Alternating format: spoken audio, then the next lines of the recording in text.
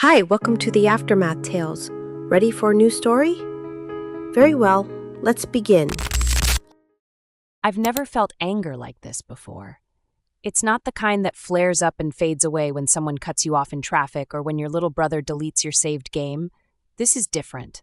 This is a slow burn that started in my chest and has been spreading through my entire body for the past 3 hours.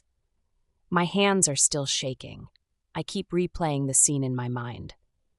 Dad and Maya at that coffee shop, their fingers intertwined across the table. The way he leaned in to whisper something that made her laugh.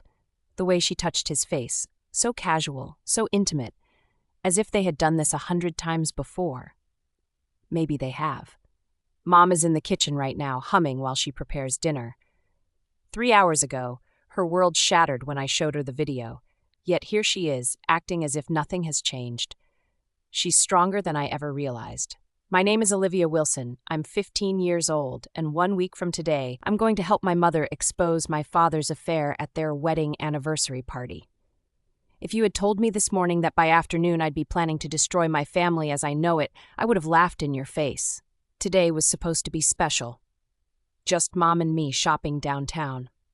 She's been working 60-hour weeks for months now, barely having time to breathe, let alone spend a Saturday with me. But she took her vacation time, determined to be present, to plan Dad's surprise anniversary party, to be the perfect wife she's always been. "Livy," Mom calls from downstairs. "Dinner in 10 minutes. Coming," I shout back, quickly wiping away the tears that have started streaming down my face again. The plan is set. We're going to act normal until the party. I look at my phone screen one more time, pressing play on the video I took at the coffee shop. There they are again, Dad and Maya. The evidence is right here in my hand. My thumb hovers over the delete button for just a second. If I delete this, maybe I can pretend I never saw anything. We could go on as before. Mom working herself to exhaustion, Dad taking his business trips, and me stuck in the middle of a lie that's growing bigger by the day. But I can't do that to Mom. She deserves better. I lock my phone and slide it into my pocket. 7 days. That's how long we have to gather more evidence. 7 days until we expose them both. 7 days until everything changes forever. It all started this morning. Mom had made blueberry pancakes, my favorite, and was wearing the pearl earrings Dad had given her for Christmas. "Ready for our girls' day?" she asked, piling whipped cream onto my stack of pancakes. Her smile was so genuine, so excited. Mom doesn't get many days off, especially lately with her promotion at the accounting firm. More money, but less time at home. "So ready," I said, digging into breakfast. "What's the plan?" "Well, I need to find something special for your father for our anniversary. 20 years, can you believe it?" She touched one of her earrings absently, smiling to herself. "And then I thought we could get lunch, maybe look for a dress for you for the party." The anniversary party. Mom had been planning it for months, a surprise for Dad with all their friends and family. She'd booked the venue, ordered the cake, sent out invitations. Dad thought they were just going to have a nice dinner, the three of us. He had no idea Mom had been putting this together in what little free time she had. "Sounds perfect," I said, watching her sip her coffee. Mom still looks young for 45. Her dark hair barely showing any gray, laugh lines just starting to form at the corners of her eyes. Dad always says she could pass for 35. I wonder if he says the same things to Maya now. We spent the first part of the day at the mall. Mom was torn between a watch and cufflinks for Dad. She finally settled on the watch, an expensive one she'd been saving up for. 20 years deserves something special, she said as the clerk wrapped it. Her eyes were bright with excitement. I can't wait to see his face when I give it to him at the party. Around 2 o'clock we were at the department store. Mom was looking at ties to go with the watch.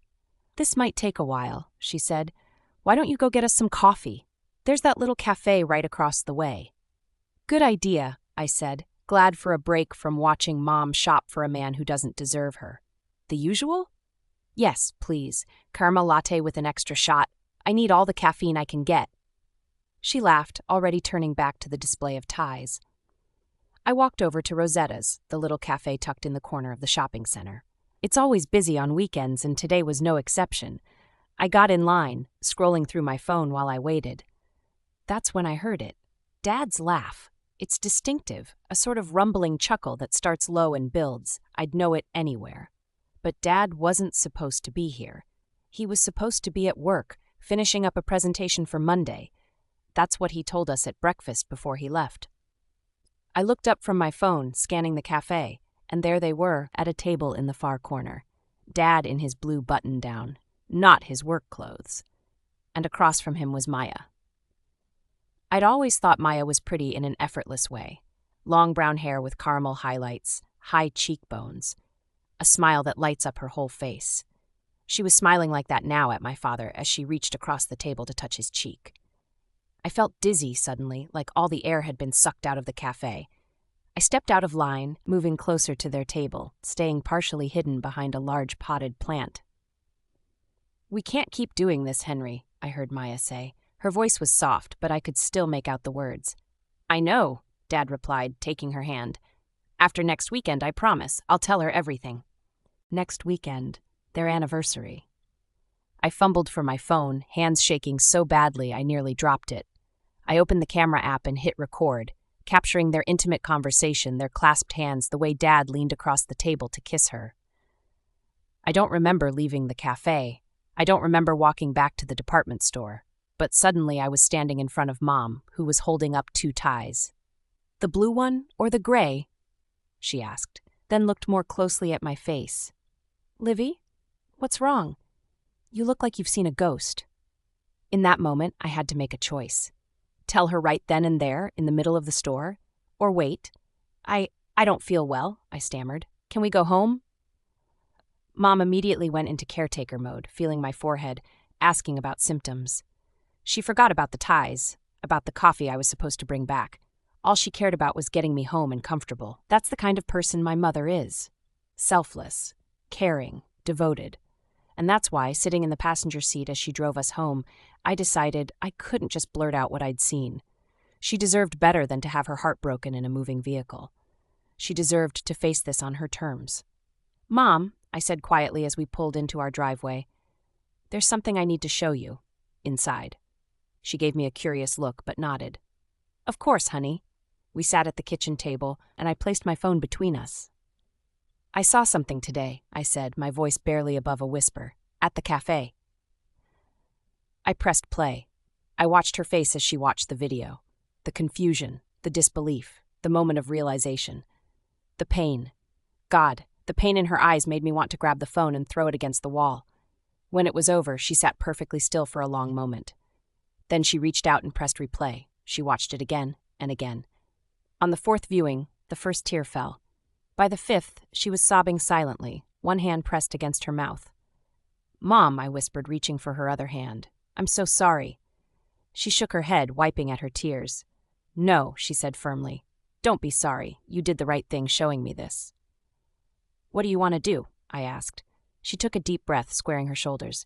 "First, we need to be sure. This could be... I don't know, maybe there's an explanation." Even then, she was giving him the benefit of the doubt. I wanted to scream. "What did they say?" she asked. "In the cafe?" I repeated what I'd heard, about how they couldn't keep doing this, about Dad's promise to tell her everything after the anniversary. Mom's face hardened then, a look I'd never seen before.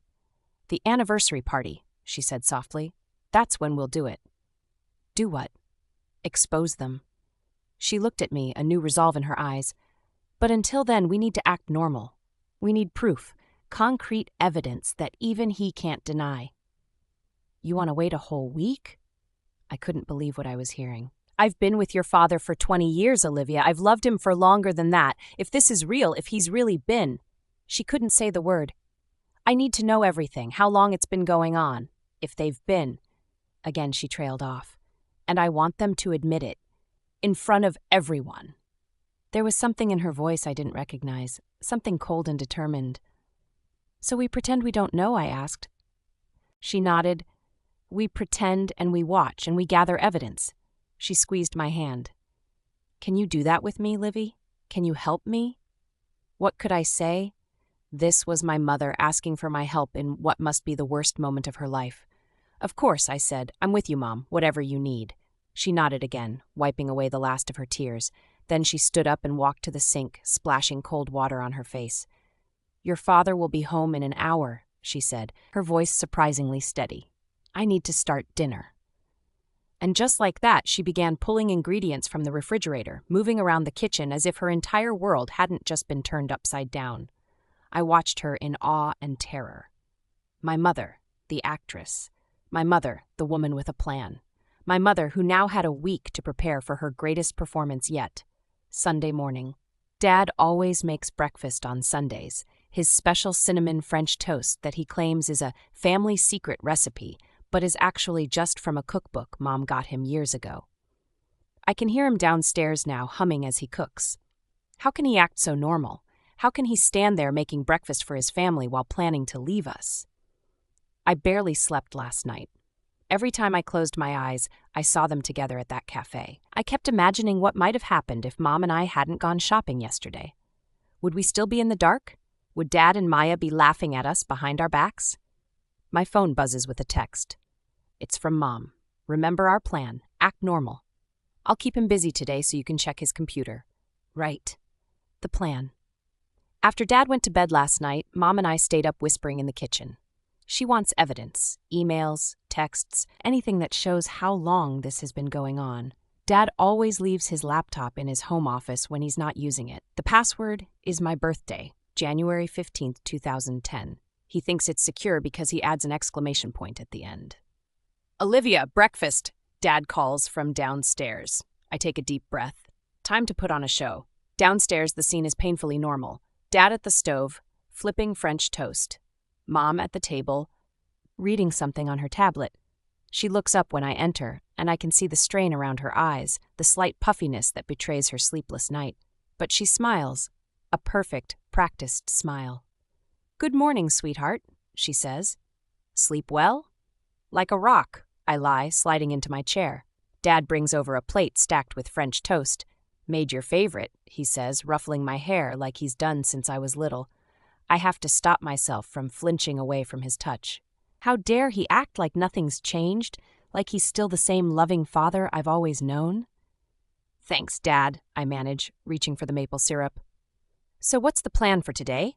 Dad asks, sitting down with his own plate. Mom takes a sip of her coffee. "I thought we could go look at those new patio sets we've been talking about, the old ones falling apart, and with summer coming." Dad nods, cutting into his French toast.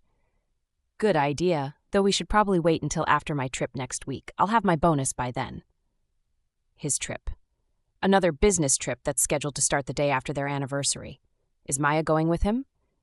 Is that when they're planning to run away together? Mom doesn't miss a beat. "Of course, but we can at least look today, get some ideas." "Sure," Dad agrees easily. "Livy, want to come with us?" I shake my head. "I've got that history project to finish. This is our cover story, the reason I'll stay home while they go out." "That's right," Mom says. "It's due tomorrow, isn't it? Better to stay home and focus." Dad looks disappointed, but nods. "All right, just us old folks then." The rest of breakfast passes in a blur of small talk that feels like razor blades in my ears. How many other family meals have been like this? How many times has he sat across from us, planning his escape while pretending everything was normal? After breakfast, Mom and Dad head out to look at patio furniture. As soon as their car pulls out of the driveway, I race to Dad's office. His laptop is on his desk, closed but not locked in a drawer. Trusting. Or maybe just careless. I open it and type in the password. It works. I'm in. Where to start? Email seems obvious, but which account? He has his work email, his personal Gmail, and an old Yahoo account he's had forever. I check Gmail first. Nothing suspicious in the inbox or sent folders. I search for Maya's name. A few innocent exchanges about family gatherings, birthday wishes, nothing more. Next, Yahoo. This account is mostly junk mail and old newsletters. But then I notice a folder labeled Work Archives. Why would work stuff be in his personal Yahoo account? I click on it. The folder contains hundreds of emails, all between Dad and Maya. The oldest from nearly 2 years ago. My hands start shaking as I open the first one. "Henry, I can't stop thinking about you, about what happened at the conference. I know we agreed it was a mistake, but it didn't feel like a mistake to me. It felt right. For the first time in my life, something felt right. I know this is complicated. You're married, you're Pamela's husband, and she's been like a mom to me. But I can't help how I feel. Maya A. Conference. 2 years ago. Dad had gone to Chicago for a sales conference, and Maya had just started working at a marketing firm. He must have arranged for her to attend, too. I click through more emails, my stomach churning with each one. The exchanges become more intimate, more explicit. Plans for secret meetings, hotel reservations, discussions about their future together. "We can't keep living like this," Maya wrote 6 months ago. "I want a real life with you, not stolen moments and secret weekends." Dad's reply: "After the anniversary. I promise. 20 years feels like the right time to end things. Pam will be okay. She has her career, she has Olivia. You and I can start over somewhere new. I feel sick, physically sick. He's been planning this for months. All those business trips, all those late nights at the office. How could we have been so blind?" I grab my phone and start taking pictures of the emails. Dozens of them. The most damning ones. The ones where they talk about their plans, their future, their betrayal. Then I notice another folder, labeled simply M. Inside are photos. My hand shakes so badly I almost drop the laptop when I realize what I'm looking at. Maya. In hotel rooms. In lingerie. In nothing at all. And there are videos too. I can't bring myself to play them. I don't need to see that. I just need evidence that they exist. I take photos of the folder contents, careful not to actually open the explicit images. Then I check the time. Mom and Dad have been gone for almost 2 hours. They could be back any minute. Quickly, I close all the folders, making sure to leave everything exactly as I found it. I shut down the laptop and place it back in its original position on the desk. Then I go to my room and vomit in my trash can. When I've cleaned myself up, I text Mom, "Found stuff. Lots of it. 2 years at least." Her reply comes quickly, "Don't tell me details yet. We'll talk tonight." The front door opens downstairs. They're back. I hear Dad's laugh, Mom's response. The perfect couple. I close my eyes and take deep breaths. 6 more days of this charade. 6 more days of pretending I don't know my father is a liar and a cheat. 6 more days until everything falls apart. Mom came to my room that night after Dad had gone to sleep. I showed her the photos I'd taken of the emails. With each swipe of my finger across the phone screen, her face grew paler, her lips pressed into a thinner line. 2 years, she whispered when I was done. 2 years he's been lying to my face. I didn't tell her about the photos, the videos. She didn't need those images in her head. The emails were damning enough. "What now?" I asked. She was quiet for a long moment, staring at my phone, but seeming to look through it, to some point far beyond. "Now we need to know if they're still in contact," she finally said. "If they're still making plans." "The emails don't go up to the present," I pointed out. "The last one I found was from 2 weeks ago," Mom nodded. "They might be using another method, text messages maybe." "How do we check those? Dad always has his phone with him," she thought for a moment. "Not when he showers, and not when he sleeps. It's always charging on his nightstand." I raised my eyebrows. "So what? One of us sneaks in while he's showering and the other keeps watch." A ghost of a smile crossed her face. "Something like that. But not tonight. I need to think." She stood up, then suddenly sat back down on the edge of my bed as if her legs had given out. "Mom?" I reached for her hand. "How did we get here, Livy?" she asked, her voice breaking. How did I not see this coming? I had no answer for her. I just held her hand while she cried silently, her shoulders shaking with the effort of keeping her sobs quiet so as not to wake the man sleeping down the hall. The man who was planning to leave her for her niece. Monday after school, I'm sitting in my room pretending to do homework when my phone buzzes. It's Mom. Got his phone while he was in the shower. Call logs show daily calls to Maya's number. Texts are deleted, but I found something else. Check your email. I opened my email to find Mom has forwarded me a confirmation for 2 airline tickets to Bali, departing next Monday, the day after their anniversary. First class, in the names of Henry Wilson and Maya Carson. Bali. They're running away to Bali.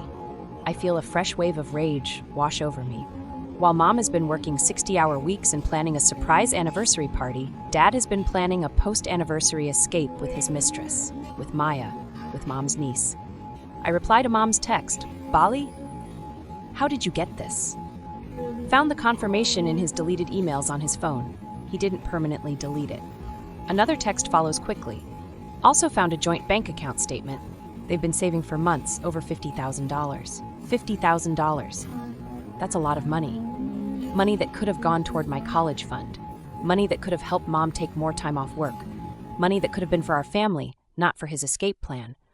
What do we do now? I text back. Keep watching. Keep gathering evidence. I have more ideas. Mom has transformed over the past 2 days. The shock and pain are still there. I see it in her eyes when she thinks no one is looking. But there's something else too, a cold determination, a strategic mind I never knew she possessed. She comes home from work early that day around 4. Dad isn't due home until 6. "Come on," she says, grabbing her purse. "We're going for a drive." "Where?" I ask, but I'm already reaching for my shoes. "Maya's apartment." My heart races. "What? Why?" "Reconnaissance," Mom says, using a word I've only heard in spy movies.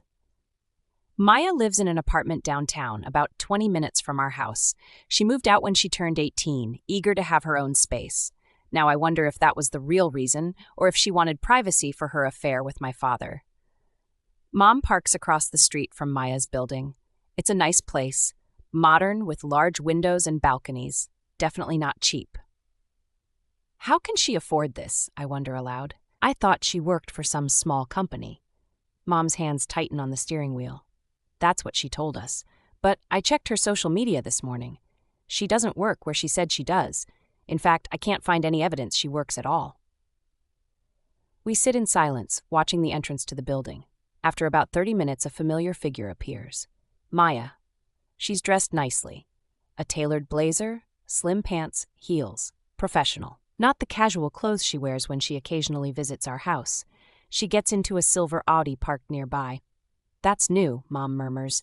"She was driving a used Honda last time I saw her." We follow at a distance as Maya drives through the city. She eventually pulls into the parking lot of a large office building downtown. The sign out front reads West Global Sales. Dad's workplace. "She works for Dad," I gasp. Mom's face is a mask. Apparently so. We watch as Maya enters the building, waving casually to the security guard like someone who belongs there. "We need to wait," Mom says. "See if your father leaves with her." So we wait. For 2 hours, we sit in Mom's car, barely speaking.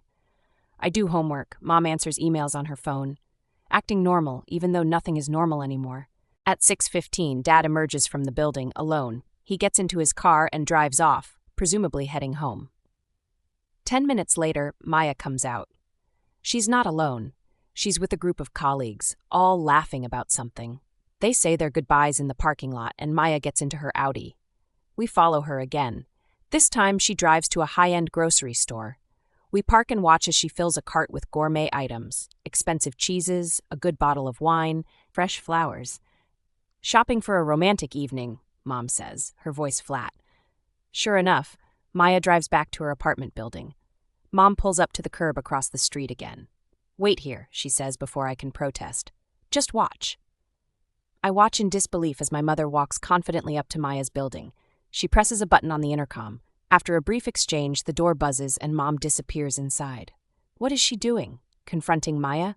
My heart pounds as I imagine the scene. Mom accusing Maya, Maya denying everything or, worse, confessing. But 15 minutes later, Mom emerges, looking calm. She gets back into the car. "What happened?" I demand. "I told the building manager I was interested in renting an apartment. Got a tour of a vacant unit," she says, starting the car, 2 floors up from Maya's. "But why?" Mom pulls away from the curb. "While I was there, I asked some casual questions. Found out Maya's had a lot of overnight male visitors lately, an older gentleman who often stays the weekend." My stomach turns. "Dad?" Mom nods, her eyes fixed on the road. "The manager thought I was just making neighborhood small talk. People love to gossip about their neighbors." We drive in silence for a while. "Mom," I finally say, "how are you doing this? How are you so calm?" She glances at me, then back at the road. "I'm not calm, Livy. I'm furious. I'm heartbroken. I'm humiliated." Her voice doesn't waver. But I refuse to fall apart. Not yet. Not until I have all the answers. Not until they both have to face what they've done. When we get home, Dad is already there making dinner, acting perfectly normal, as if he hasn't been living a double life for 2 years, as if he isn't planning to abandon us in less than a week. "Where have you two been?" he asks cheerfully. I was starting to worry. Just some last-minute shopping for the anniversary dinner, Mom lies smoothly. Sorry we're late.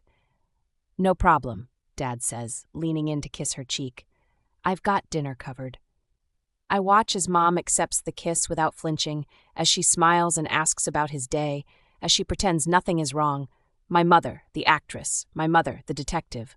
My mother, the woman who is systematically building a case against her husband of 20 years. 5 more days until the anniversary party. 5 more days of this twisted game. Tuesday and Wednesday pass in a blur of surveillance and evidence gathering. Mom and I have developed a rhythm now, a system. She checks Dad's phone every morning while he's in the shower. I monitor his laptop whenever he leaves it unattended. We've discovered that he calls Maya every day during his lunch break, and again on his drive home. Those 15 minutes when he's stuck in traffic are actually him pulling over to talk to her. We've found more emails, more plans. They have a house picked out in Bali. They've been researching residency requirements. Dad has been secretly transferring money to offshore accounts. Not just the joint account with Maya, but others too.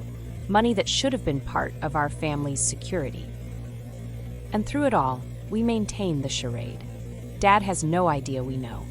He comes home every night, kisses Mom hello, asks about my day at school, he helps with dinner, watches TV with us, acts like the perfect husband and father. It's Thursday now. 3 days until the anniversary party. Mom is in full planning mode, making calls to the caterer, confirming details with the venue. Dad thinks she's just at work, focusing on a big project. I'm sitting at the kitchen table after school, supposedly doing homework, but actually compiling all our evidence into a single document when my phone rings. It's a number I don't recognize. Hello? I answer cautiously. Olivia? It's Maya. My blood runs cold. I nearly drop the phone. Maya, I manage to say, my voice surprisingly steady. Hi. Hey, I'm just calling to confirm for Sunday. Mom invited me to their anniversary party, but I never RSVP'd. Is it too late? Sunday. The party. Maya is invited. Of course she is. She's family. And she has the audacity to call and ask if she can still come? When she's planning to run away with Dad the next day? Mom called her days ago and told her about the dinner. She said she has to check her schedule because she has a project that needs her full attention. Now she wants to join the dinner. Why? So she wants to see my mom's reaction? No, I say, fighting to keep my voice normal. Not too late at all. Mom would love to have you there. There's a pause on the other end of the line. Are you okay, Livy? You sound strange. Livy. Only family calls me that. She has no right to use that name anymore. I'm fine, I say. Just stressed about school stuff. Ah, high school, Maya says with a little laugh. I remember those days. Seems like life or death at the time, doesn't it? Trust me, none of it matters once you're out. None of it matters. Just like my mother's 20-year marriage doesn't matter to her. Just like her aunt taking her in after her mother died doesn't matter. Right, I say. Anyway, the party starts at 7. Mom has your address for the invitation. Great, Maya says. I'm looking forward to it. It's been too long since I've seen everyone. Everyone except Dad, who she sees all the time, in secret. See you Sunday, I say, and hang up before I say something I'll regret. I immediately text Mom, Maya just called, she's coming to the party. Mom replies a few minutes later, perfect, perfect, as if Maya walking into our trap is exactly what she wanted. Later that night, after Dad has gone to bed, Mom comes to my room. She's holding a small USB drive. What's that? I ask. Everything, she says, sitting on the edge of my bed. All the evidence, the emails, the bank statements, the flight confirmations, photos of them together that I've taken this week. I raise my eyebrows. Photos? When did you take photos? Yesterday. I took a long lunch and followed your father. He met Maya at a hotel downtown. Her voice is flat, emotionless. I have pictures of them going in together and coming out 2 hours later. I feel sick again. Mom, I'm so sorry. She shakes her head. Don't be. This is good. This is what we needed. So what's the plan for Sunday? I ask. Mom turns the USB drive over in her hands. I've been thinking about that. I was originally planning to confront them during the party, but I've realized that would just cause a scene. Your father would deny everything. Maya would play innocent, and nothing would be resolved. So what then? I've made an appointment with a lawyer tomorrow, she says. I'm bringing all of this evidence. By Sunday, I'll have divorce papers ready. Divorce papers. I repeat. The words feel heavy in my mouth. Final, Mom nods. I'll give him a choice at the party. Sign the papers and give me what I'm asking for, which, believe me, is more than fair given what he's done, or I send copies of everything to everyone. His boss, his colleagues, his friends, Maya's friends, everyone. You do that? She looks at me, her eyes hard. He's stolen 2 years of my life, Olivia. He's been lying to my face while sleeping with my niece, a girl I raised after my sister died, a girl I loved like a daughter. Her voice breaks slightly on the last word, but she composes herself quickly. So yes, I would do that. I want him to face consequences. I nod slowly. What about Maya? What consequences does she face? A cold smile touches Mom's lips. I've been doing some research on her company. It seems she was hired right after that conference 2 years ago, the same conference where she and your father first. She doesn't finish the sentence. Interesting coincidence, don't you think? A young woman with minimal experience gets hired at a director level at the same company where her secret lover is the sales director? You think Dad got her the job? I know he did. I found the emails recommending her, using his influence to bypass normal hiring protocols. Mom's smile widens slightly. That's a clear violation of the company's anti-nepotism policy, not to mention their rules against undisclosed romantic relationships between employees, especially when one has authority over the other. I'm seeing my mother in a whole new light. The quiet, hard-working accountant who I thought was oblivious to Dad's betrayal has transformed into a strategic mastermind. So what happens to Maya? Best case scenario? She loses her job? Worst case, the company could pursue legal action if they believe there was any misuse of company resources or funds. Mom shrugs. That's not my concern. My concern is making sure you and I are taken care of after all this is over. After all this is over, I repeat. It's hard to imagine what that looks like. A life without Dad, a home without his laughter, his Sunday French toast, his terrible dad jokes. Mom must see something in my face, because her expression softens. I know this is hard, Livy. I know you love your father, and despite everything, I still love parts of him too. She takes my hand. But what he did, what they both did, that can't be forgiven. We deserve better. I nod, blinking back tears. I know. Mom stands up, tucking the USB drive into her pocket. Try to get some sleep. We've got a big day tomorrow. As she turns to leave, I say, Mom? She pauses at the door. Yes, I'm proud of you.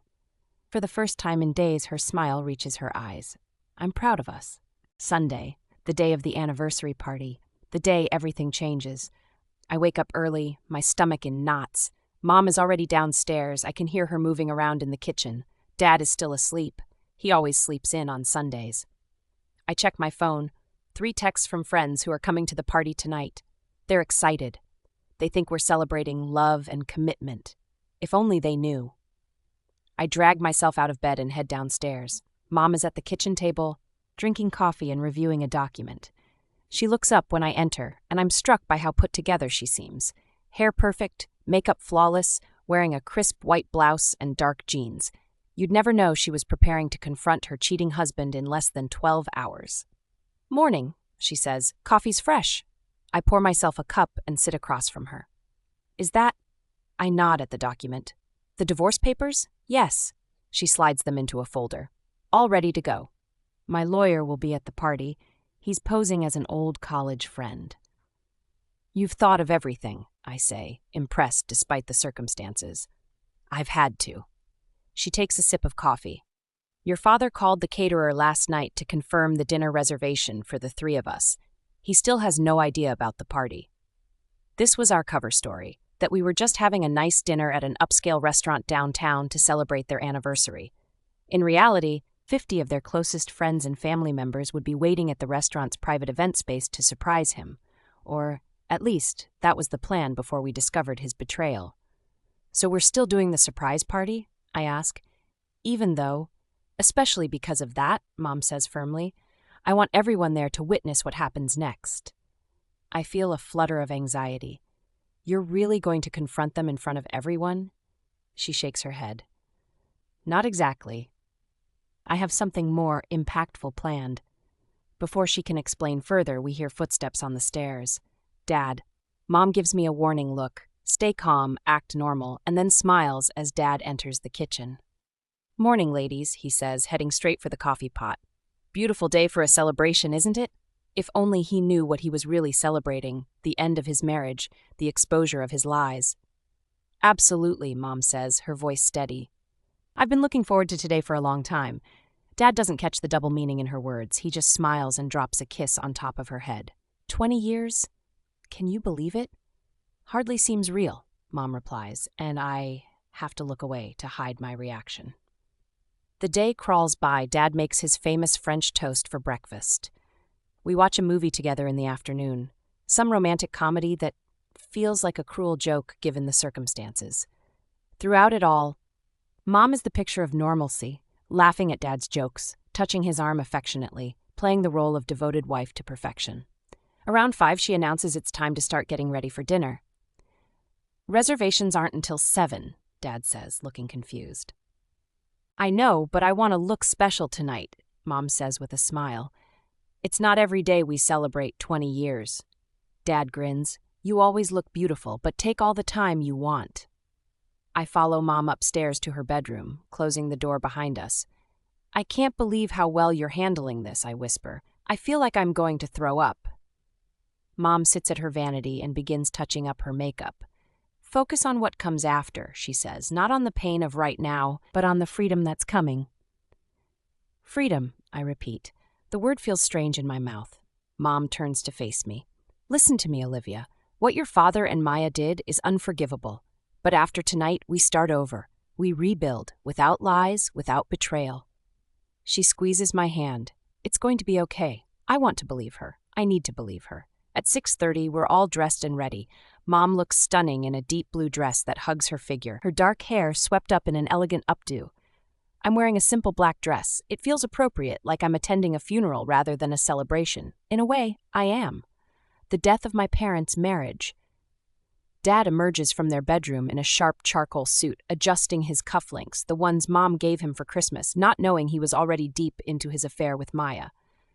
"My beautiful girls," he says, smiling at us. "Shall we?"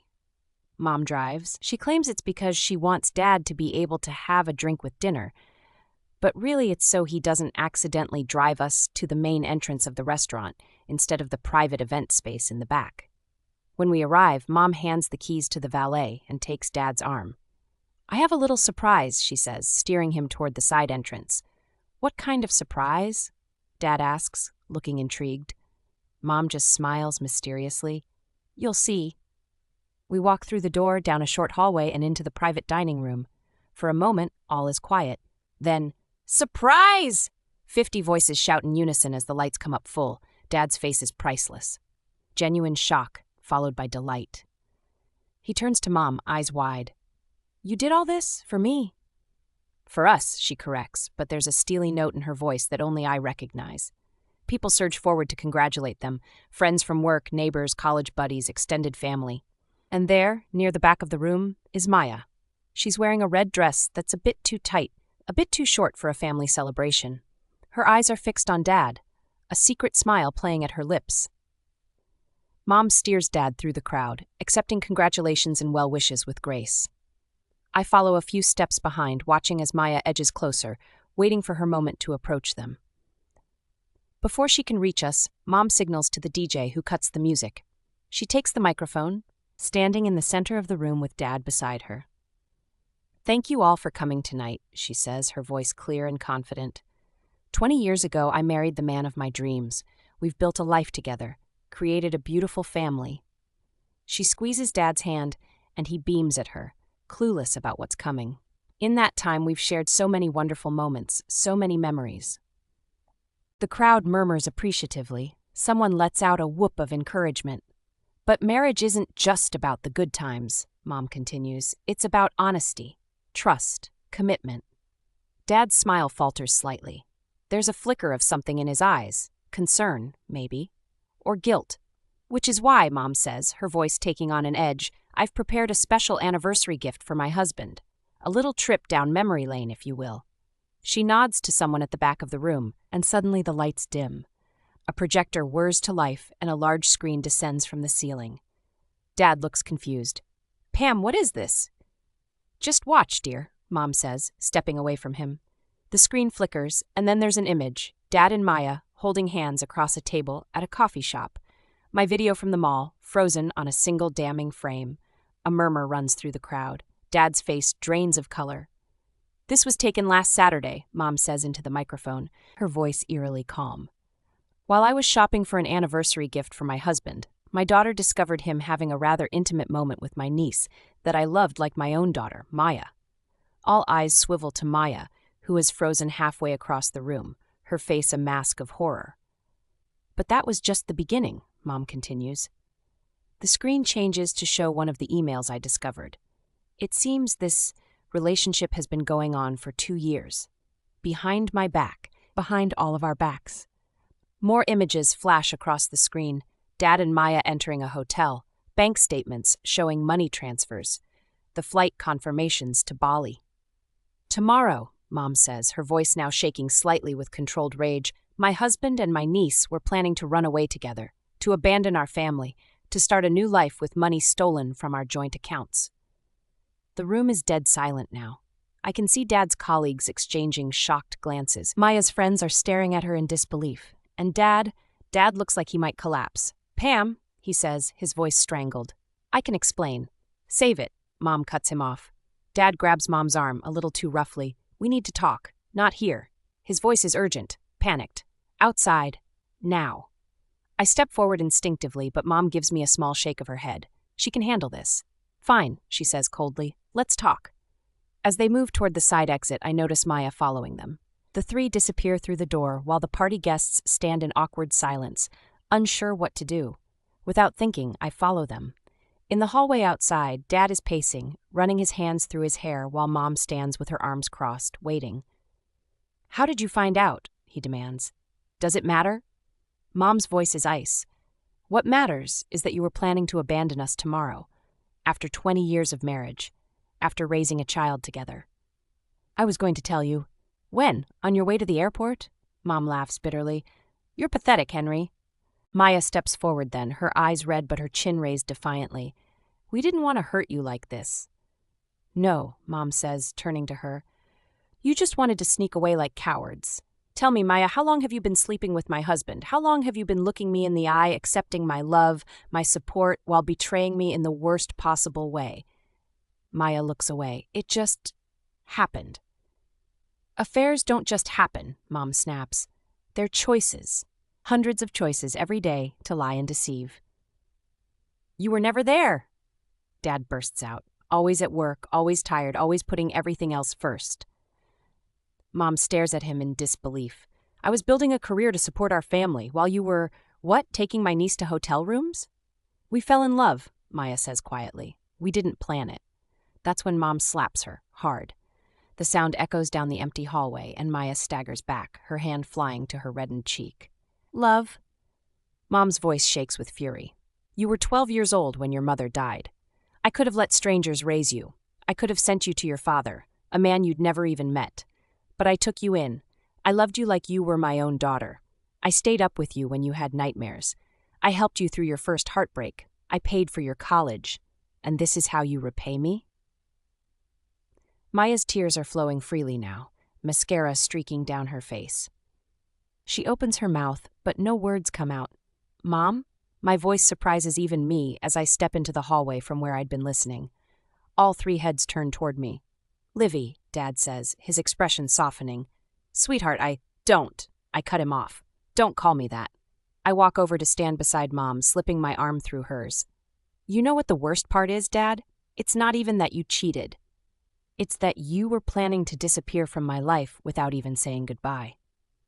My voice breaks a little, but I push through. What kind of father does that?